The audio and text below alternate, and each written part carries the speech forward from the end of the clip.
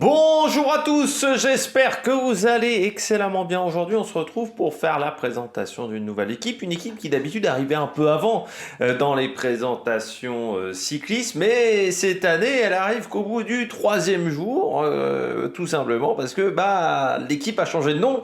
Le sponsor principal a été rejoint par un co-sponsor, Decathlon, AG2R, la mondiale, et puis Citroën est parti. N'hésitez pas à vous abonner à la chaîne, à réagir dans les commentaires, à mettre un pouce bleu, à partager cette vidéo sur les réseaux sociaux, notamment auprès de vos proches, si vous pensez que ça peut les intéresser. Dans les commentaires, n'hésitez pas à me dire qui vous a plu, qui vous a déçu l'année dernière dans cette équipe, qui vous allez suivre en 2024 dans cette formation. EPS 2.0, c'est sur la plateforme de podcast. TikTok, le débrief des compétitions en direct, notamment le biathlon qui commence demain pour des questions de neige du côté de l'Allemagne, du côté d'Oberhof. Et puis, si vous avez les moyens et que vous voulez soutenir mon travail, vous pouvez faire un super thanks. La petite cloche, ça fait toujours plaisir. Et puis surtout, ça vous permet de cliquer sur les vidéos dès qu'elles arrivent en ligne, d'être tout de suite sur le coup. Et puis, le pouce bleu, ça fait toujours plaisir également, parce que ça permet de mettre en avant la vidéo. Ça permet de voir si elle vous a plu. On commence tout de suite avec Decathlon AG2R, équipe qui existe là également depuis fort longtemps. Alors cette équipe, elle a eu plusieurs noms. Elle s'est appelée Casino à une époque. Elle s'est appelée même Chazal dans les années 90. Ça y est fort remonté. Puis Casino AG2R. AG2R est sponsor depuis 2000 en tant que sponsor principal. À l'époque, il y avait déjà des vélos Decathlon. C'était des vélos Between. Et puis désormais, à partir de 2024, une nouvelle ère dans cette formation avec l'arrivée de Decathlon comme sponsor numéro 1 et le changement de marque de vélo également. On quitte BMC pour rejoindre Van Rysel, qui est le nom de la marque de vélo désormais de Decathlon. Budget qui augmente. Le budget d'AG2R, on nous parlait de 26 millions. L'estimation de Pro Cycling UK tourne entre 25 et 30 millions d'euros. Donc dans cette fameuse fourchette où vous trouvez Bora, Bahreïn, Soudal Quick-Step.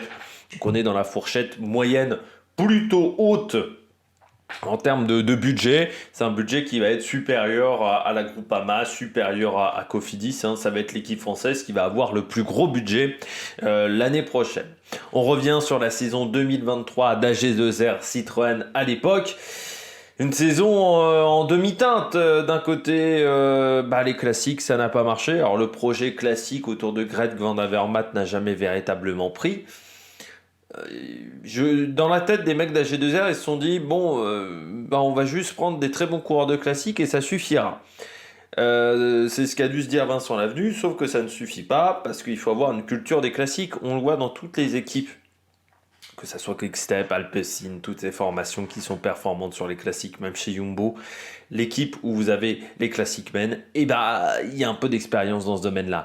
C'est-à-dire soit c'est d'anciens coureurs qui ont été performants dans ce type de course, soit c'est des mecs qui ont déjà fait gagner en tant que manager des mecs performants dans ce domaine. Le problème d'AG2R, c'est qu'ils n'avaient pas ça en stock. Et ils se sont dit, on va juste recruter des bons coureurs. Sauf que ça suffit pas. Ça suffit pas parce qu'il faut avoir la culture des classiques. Et c'était le gros problème. Surtout, en plus, ils ont recruté des coureurs qui étaient quand même qui avaient dépassé 30 ans. Van Avermaet avait dépassé 30 ans. C'était le cas également de Michael Schär. Donc, c'était des mecs qui étaient déjà pas tout jeunes. Et puis, encore une fois, le manque de culture de classique, surtout que c'était déjà arrivé à l'époque, qu'AG2R ait une grosse formation, en 2014-2015, il y avait déjà une grosse formation sur les classiques, sauf que ça n'avait déjà pas marché. Là, ça n'a pas fonctionné de nouveau. Alors, on aurait pu se dire, oui, mais ça aurait pu faire gagner des courses au sprint, sauf que là non plus, malgré Marc Sarrault, malgré Clément Venturini, on n'arrive pas à gagner même des épreuves de Coupe de France au sprint. Et puis du côté de la montagne, Ben O'Connor est passé à côté de son Tour de France. Heureusement, il y a eu Félix Gall qui a bien sauvé le Tour de France de l'équipe avec sa victoire d'étape, mais également sa victoire au général. Ben O'Connor a quand même eu des bons résultats, je pense notamment sur le critérium du Dauphiné, sur le Tour de Nander. Il a marqué quand même des gros points, Ben O'Connor. Et puis, bien après, derrière, vous avez Paris Pinte, vous avez un Cosnefroy qui a quand même été assez discret également sur les classiques ardennaises. Vous avez Dorian Godon qui n'a pas fait une mauvaise saison. Mais ça marque pas tant de points que ça au final à la fin de l'année. Ils sont 18e au classement UCI avec 6469 points. C'est-à-dire qu'ils sont dans la zone rouge. Ils ne sont pas dans la zone de relégation, mais ils sont dans la zone sur le hot seat, on pourrait presque dire. C'est-à-dire que ils se retrouvent dans une situation qui est un petit peu compliquée à G2R. En 2024, il va falloir marquer des gros points. Sauf que le recrutement, il y a pas mal de prises de risque dans ce recrutement. Est-ce qu'on a forcément les coureurs qui vont marquer des gros points? Ça, c'est la grande question du côté d'AG2R, mais il va falloir en marquer. Parce que si Arkea se réveille avec un grand Arnaud Démare, si Astana, avec un miracle monumental, s'en sortait bien, ils pourraient se retrouver vraiment en grande difficulté. C'est pas la seule équipe qui est dans ce cas-là. Il y a Intermarché aussi qui est un petit peu dans ce cas-là. Donc avec la 18e place au classement UCI, ce n'est pas suffisant de la part d'AG2R, mais en même temps, à part le Tour de France, ça a été compliqué sur les autres grands tours. Paris Pinte fait 15 du Giro. Sur la Vuelta, ils sont vraiment passés à côté de la Vuelta. Pourtant l'équipe n'était pas si dégueulasse que ça. Sur la Vuelta, mais ils sont vraiment passés à côté. Benoît Cosnefroy sur les classiques, ça a été compliqué. Les classiques flandriennes, on va même pas en parler parce que ça a quand même été très très difficile. Et puis c'est une équipe qui gagne très peu.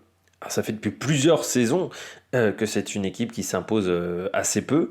Et ça aussi, c'est un problème parce que une victoire, ça permet de marquer des gros points. Mais en même temps, quand tu n'as pas de sprinters qui performent, que ce soit Marc Sarrault, Clément Venturini, quand tu n'as que deux très bons grimpeurs comme O'Connor et Félix Gall, après, heureusement qu'il y a eu Godon qui gagne deux courses. Mais c'est pas suffisant. Godon, il apporte quand même des points à sa formation grâce à ces deux victoires. C'est 2 fois 125. Donc 250 points, plus d'autres résultats dans l'année. Et sinon, oui, ça a été, on peut dire, un Geoffrey Bouchard qui n'arrive pas à passer un cap. En montagne, tu traverses un petit peu les courses dans l'ombre. Et surtout, c'est une équipe qui, maintenant, est une équipe de second plan. Et l'objectif de l'apport de Decathlon, c'est de revenir au premier plan, parce que c'est vrai que c'est une équipe qui descend même dans la hiérarchie des équipes françaises. Avant, il y avait Groupama et AG2R. Pendant des années, c'était ça. Sauf qu'on voit que Cofidis est peut-être repassé devant. On s'aperçoit aussi que Arkea est pas très loin aussi en termes de résultats. Donc tu descends dans la hiérarchie, et puis dans la hiérarchie mondiale. Parce qu'à une époque, AG2R, c'était dans le top 10 mondial. C'est plus dans le top 10 mondial depuis quelques années. Ça fait quand même depuis quelques temps que c'est difficile du côté d'AG2R. Et puis on va finir avec l'affaire Alex Baudin. Alex Baudin, donc, qui reste dans l'équipe en 2024, lui qui a été pris avec du tramadol dans le sang. C'était lors du Giro, qui, je crois, n'a pas couru depuis le Giro. Je vais juste vérifier ça, parce qu'il ne fait pas partie des coureurs à suivre. Alex Baudin. Il avait fait la Classica San-Sébastien, il avait fait la Route d'Occitanie, mais depuis qu'on avait appris qu'il avait été chopé, je ne suis pas sûr qu'il avait couru. Parce que je pense que ça devait être après la Classica San-Sébastien. Donc il reste dans l'équipe, parce qu'il a encore un contrat d'1 an. AG2R a fait un communiqué pour dire, Decathlon AG2R, qu'ils avaient vérifié ses antécédents et que c'était grosso modo qu'une erreur de sa part et qu'il n'y avait pas l'objectif de se doper. Quand tu prends du tramadol par erreur, ça me semble toujours assez surprenant. Soit c'est un manque criant de professionnalisme, donc qui doit être sanctionné, c'était compliqué de ne pas faire exprès quand même de prendre du tramadol. Et surtout, moi en fait, pourquoi je pense qu'il n'a pas été viré, notre ami Alex Baudin, c'est qu'il est dans un vide juridique aujourd'hui. Au moment où il s'est fait prendre, le produit est certes interdit par l'UCI, mais ce n'est pas un produit dopant, car un produit dopant doit être interdit par l'Agence mondiale antidopage. Or, pour que AG2R puisse le licencier, il faut qu'il y ait une faute grave. faute grave, traduction, il faut qu'il ait pris un produit dopant. Sauf que le tramadol n'est pas considéré comme un produit dopant par l'AMA, seulement par l'UCI. Et je pense que ce n'était pas suffisant pour casser le contrat. Donc c'est pour ça qu'il le garde 1 an. Après, est-ce qu'on va le voir énormément rouler, Alex Baudin ? C'est pas sûr, mais je pense qu'ils ne pouvaient pas casser le contrat. Sinon, ils auraient été en tort. Et ce qui veut dire qu'ils auraient peut-être dû payer beaucoup plus qu'1 an de salaire. Surtout avec les prud'hommes en France, où l'employeur est rarement vainqueur par rapport à l'employé. Donc c'est, je pense, pour cette raison-là qu'il n'a pas quitté l'équipe, Alex Baudin.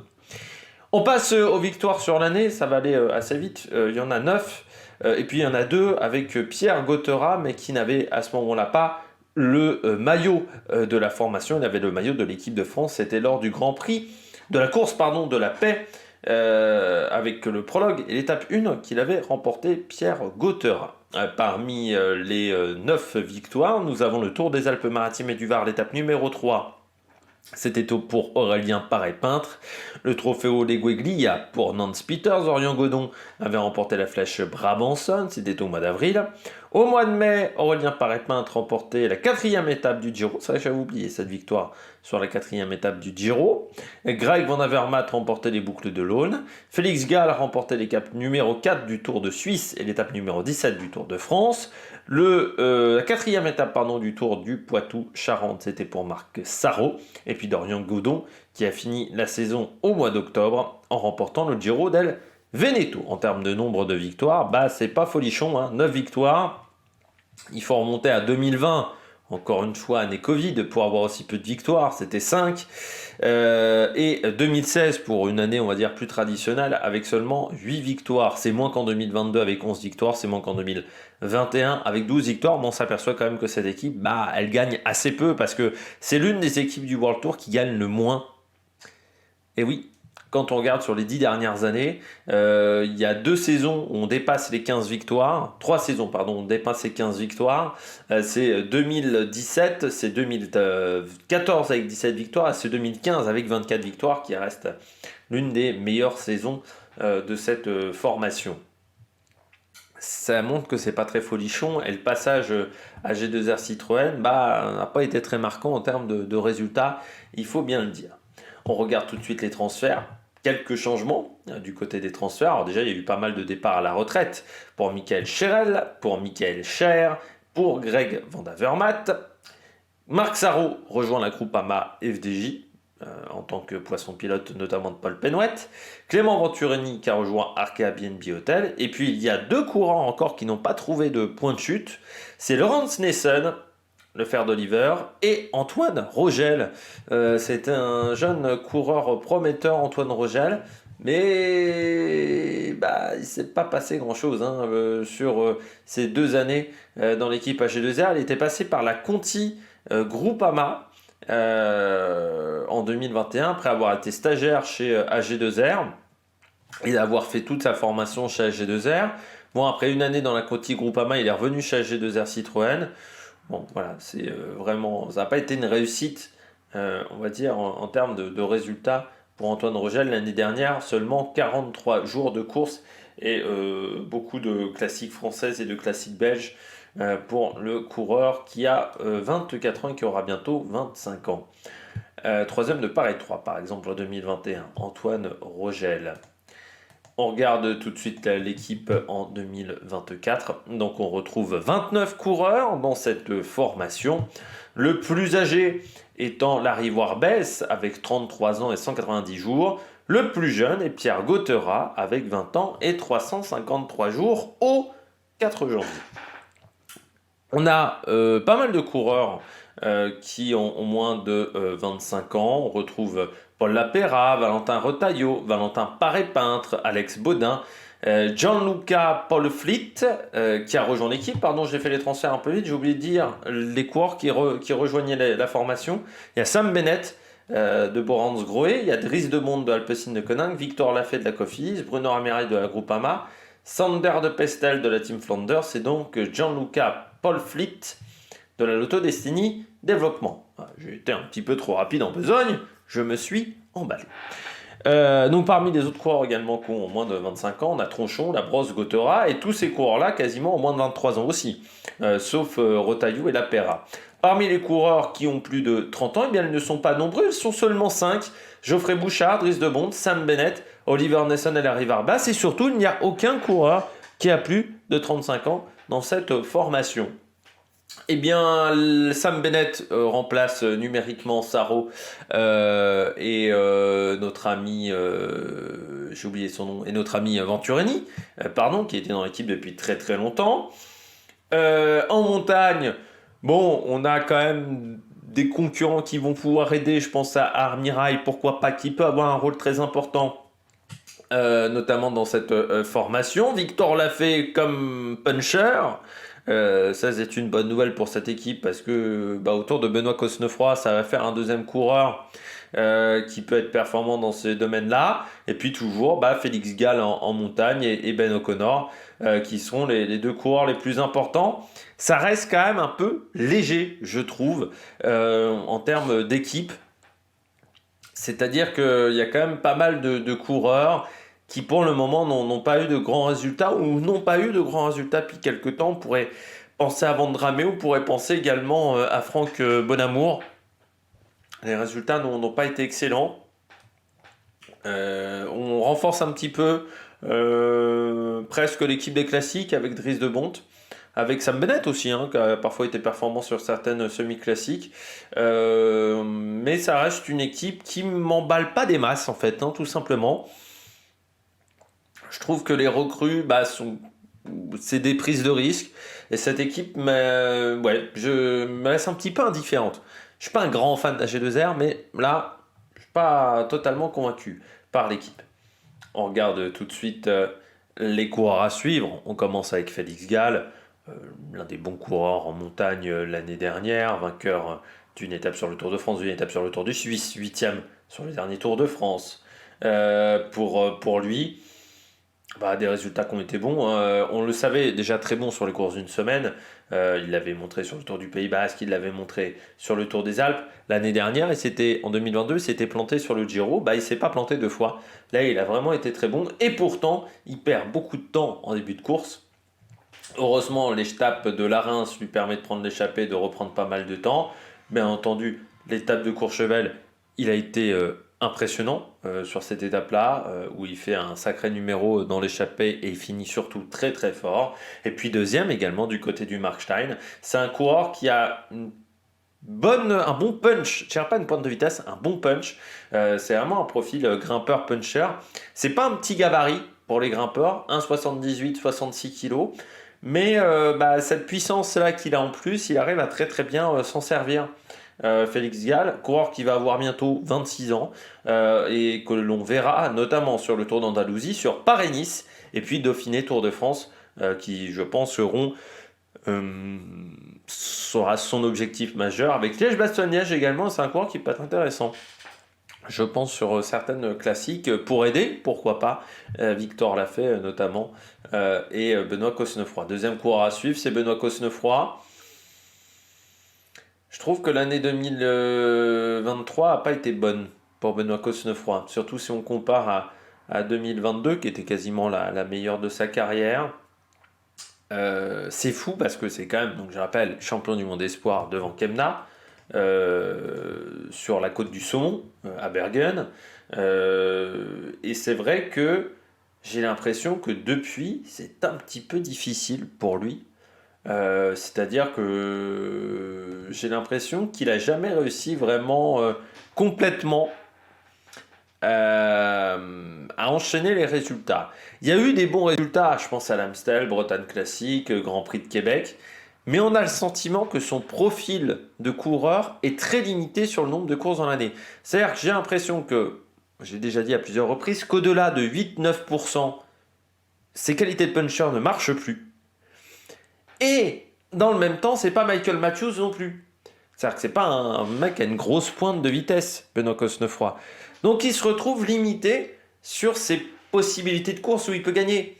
C'est-à-dire que soit il est... Et puis j'ai l'impression aussi que c'est un mec qui est assez régulier sur son année. C'est-à-dire que c'est un mec qui a des grands coups de top, qui a des grands coups de moins bien aussi. Alors sur les coups de top, il est capable de battre quasiment tout le monde. Sur la Bretagne Classique en 2021, il bat Julien Alaphilippe par exemple.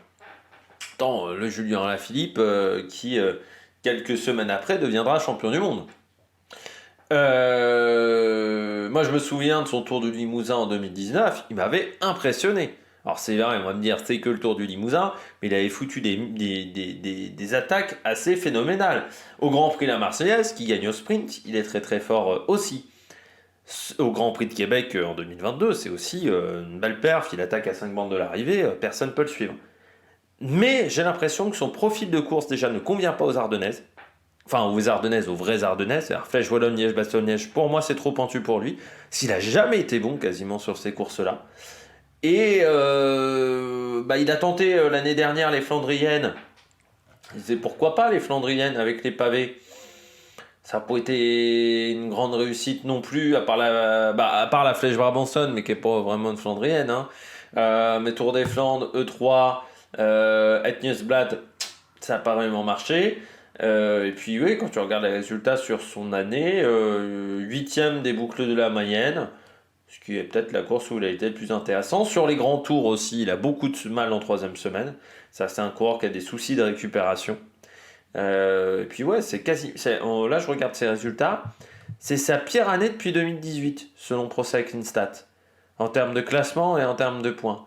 Pour dire quand même, 2018 c'était sa première année chez les pros. Donc ça montre que les résultats n'ont vraiment pas été bons en 2023, alors qu'en 2020, 2021 et surtout 2022, les résultats étaient en progression. Donc j'attends de nouveau un bon niveau pour Benoît Cosnefroy.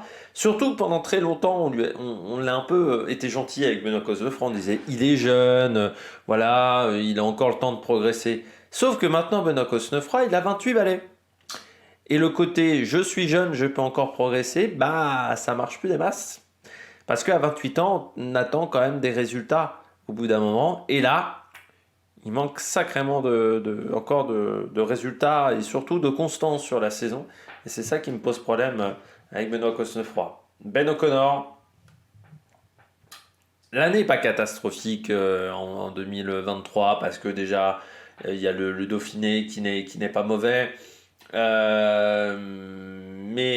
le Down Under, mais c'était pas suffisant sur la saison. Là aussi, par rapport, je dirais, à 2021, c'est moins bien. Et puis surtout, il manque des gros résultats. Sur l'année, je trouve que il passe à côté sur le Tour de France. Il fait pas le Tour d'Espagne au final, ce qui aurait peut-être permis un petit peu de sauver sa saison. Surtout quand tu vois qu'il finit plutôt bien l'année, parce qu'il fait 10e des Trois Vallées Bérésines, 11e du Giro dell'Emilia, 12e de la Coppa Agostini.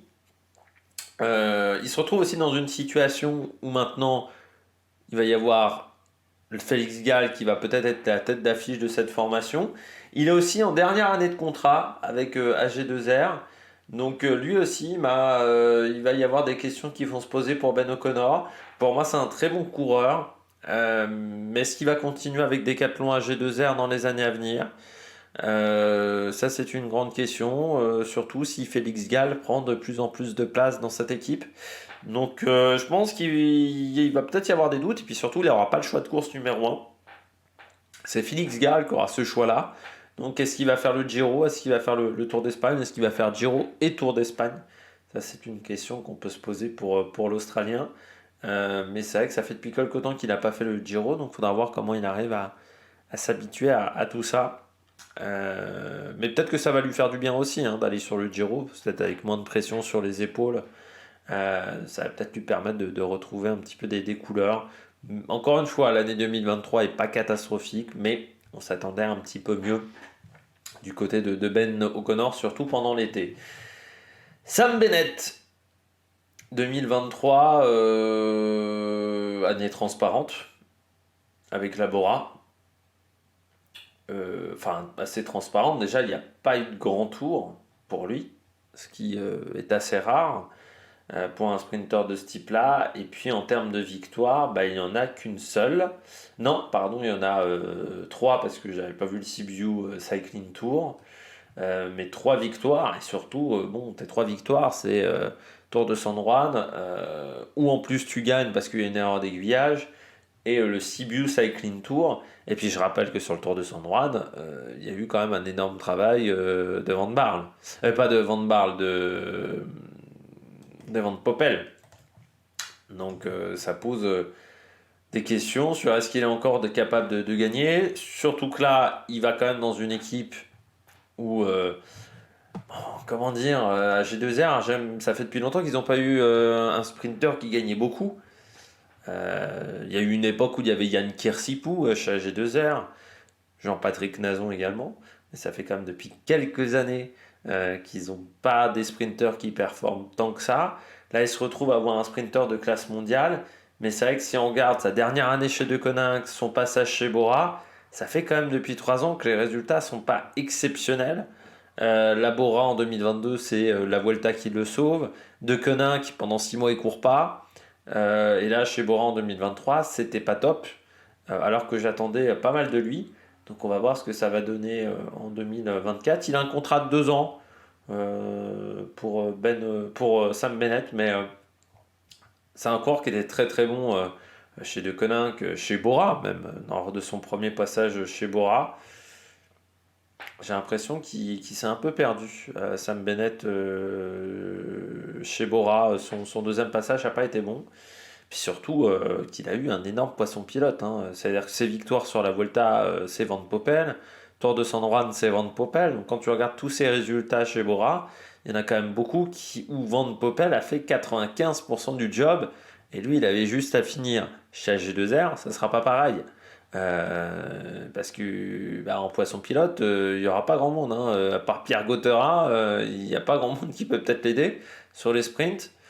Mais après, là aussi, moins de pression. Chez G2R disait que en termes d'entraînement, ce qu'ils faisaient ces derniers temps, c'était pas top et qu'ils ont repris en main pas mal d'entraînement. Donc on va voir ce que ça va donner pour Sam Bennett, qui est l'un des rares coureurs qui parfois n'a pas de capteur de puissance. Ce qui semble une anomalie en 2024 dans le monde du cyclisme. Il l'avait dit en interview, quelquefois il court sans capteur de puissance. Donc à l'ancienne, il court avec ses sensations. Bruno Armirail, l'année 2023 est réussie pour Bruno. Il a fait des bons résultats, notamment avec le titre de champion d'Europe du côté du contre-la-montre mixte, le Giro qui est réussi. Notamment c'est les 3 contre-la-montre, hein. Il fait 5e à Cesena, 11e à Ortona. Bon, il fait 18e au Monte Déjà, il était bien fatigué par son Giro. Et puis en plus, c'était un parcours qui lui convenait pas des masses. 16e quand même du Giro, ce qui je trouve est plutôt un bon résultat. Ensuite, il fait 2e des championnats de France du chrono. Bon, certes, un petit peu distancé par Cavagna. Mais bon, il est battu par un très gros coureur. Vainqueur du contre-la-montre du Tour de Poitou-Charentes à La Roche-Posay. Et puis, oui, un bon Giro en fait. Le Giro, il a été vraiment intéressant avec Stefan Kung. Moi, je trouve que l'année est vraiment pas mauvaise. Il arrive chez Decathlon à G2R. C'est encore un coureur qui va progresser. Parce que Bruno Armirail, il y a eu ses blessures quand il était dans l'équipe cycliste de l'armée de terre. Donc c'est un coureur qui peut encore pas mal progresser, je pense, dans les années à venir. Et puis chez Decathlon, il change d'air, ça va peut-être lui faire du bien. De toute façon, on sentait des tensions, et lui également avec Marc Madiot, hein, depuis quelques temps. C'était un petit peu compliqué, donc là, ça va peut-être changer la donne avec Decathlon. Donc ouais, non, j'ai hâte de voir ce que ça va donner, en fait, dans cette formation pour Bruno Armirail. Et puis je termine avec Victor Lafay. 2 années de contrat également pour Victor en 2024-2025, vainqueur d'une étape sur le Tour de France en 2023, d'une étape sur le Giro, c'était en 2021. 2 fois, il a permis d'arrêter une disette chez Cofidis. Là, il rejoint un Decathlon, il retourne chez Decathlon à G2R parce qu'il avait commencé chez Chambéry Cyclisme Formation avant de rejoindre Cofidis. Donc là, on va voir ce que ça va donner pour Victor Lafay. Est-ce qu'il va trouver plus de régularité l'année prochaine? Enfin, 2024. C'est la question que je me pose pour Victor Lafay. Parce que c'est un coureur que j'aime bien, hein, Victor. Certes, je l'ai pas mis parmi mes révélations les coureurs bleus de l'année, mais c'est un coureur que je trouve assez intéressant. Par contre, c'est quand même le coureur le plus irrégulier, je crois, de l'année. Encore au-delà de Cosnefroy. Et c'est vrai que j'aimerais un peu plus de régularité, mais il le disait lui-même, hein. C'est une critique, il disait lui-même qu'il était assez régulier, pas toujours très concentré dans ses entraînements. Voilà, à la maison, c'était parfois compliqué pour lui. Alors, est-ce que en retournant dans cette structure qu'il l'a déjà vu grandir, eh bien, est-ce que ça va bien se passer pour Victor Lafay? Bah, je lui souhaite d'aller chercher un résultat, notamment sur la Flèche Wallonne, parce que je pense qu'il en a les qualités. Et puis pourquoi pas aller chercher des victoires d'étape sur le Tour de France, sur les grands tours, pourquoi pas le Tour d'Espagne. C'est un coureur qui peut être vraiment très bon. Je pense Victor Lafay, et je pense qu'il a encore beaucoup de choses à nous montrer, Victor Lafay, qui nous a pas montré un quart de son talent. Le maillot Décathlon AG2R. On garde le même style au niveau du blanc qu'à l'époque de AG2R Citroën. C'est original parce que le découpage Décathlon AG2R, souvent maintenant on fait des dégradés. Là, on a tiré le trait à la serpe. Je trouve que les couleurs des deux sponsors, ça va plutôt pas trop mal. Après, bon, j'ai peur que le bleu, on le repère pas dans le peloton. Parce que avec, il y a pas mal d'équipes quand même maintenant qui ont du bleu, et notamment avec Movistar. J'ai peur qu'une fois que les épaules seront rentrées, qu'on ait du mal à faire la différence avec le maillot de Movistar. Il y a aussi le maillot de la DSM où il va y avoir bleu et blanc. Donc ça va peut-être être pas si facile que ça pour le repérer. Après, bon voilà, au moins on voit les deux sponsors de l'équipe, les deux sponsors principaux. Bon, on verra aussi le design des vélos Van Rysel, mais je pense qu'on va partir sur un design très bleu pour ces vélos-là. Bon, voilà, c'est au moins on voit les deux sponsors. Après, c'est pas le maillot le plus original du peloton, mais il a le mérite d'exister. Voilà, tout simplement. Donc, c'est pas le maillot le plus moche non plus du peloton. Il y a pire. Donc voilà, comme l'équipe, ça reste mitigé. Voilà, j'ai envie de dire. C'est pas le truc qui me fera sauter de ma chaise, très clairement. Bon, bah, j'espère que vous avez aimé cette vidéo. Si vous avez aimé cette vidéo, n'hésitez pas à vous abonner à la chaîne, à réagir dans les commentaires et à mettre un pouce bleu. Et puis nous, on se retrouve pour de nouvelles aventures sur Amérique Production. Ciao, ciao!